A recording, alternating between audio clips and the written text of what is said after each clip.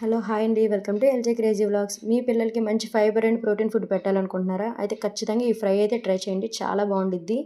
దానికోసం అయితే గోరుచిక్కుళ్ళు, పల్లీలు, ఎండు కొబ్బరి అయితే వాడతానండి. ఎందుకంటే గోరుచిక్కుల్లో మంచి ఫైబర్ ఫుడ్ అండి ఇది. పిల్లలకి డైజెస్టివ్ సిస్టమ్ అనేది బాగుండిద్ది ఈ ఫుడ్ వాడడం వల్ల. ఇంకా పల్లీలు, ఎండు కొబ్బరిలో మంచి ప్రోటీన్ ఉంటుంది. సో వీటిని అయితే వాడి నేను ఈ ఫ్రై చేస్తానండి.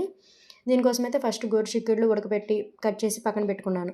తర్వాత ఎండు కొబ్బరి, పల్లీలు చక్కగా ఫ్రై చేసి పౌడర్ చేసి ఆ పౌడర్ని కూడా పక్కన పెట్టుకున్నానండి.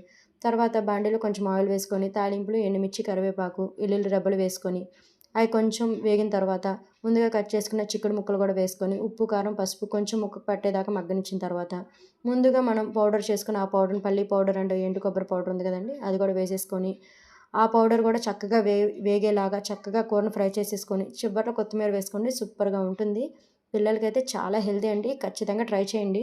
నా వీడియో మీకు నచ్చితే లైక్ చేయండి.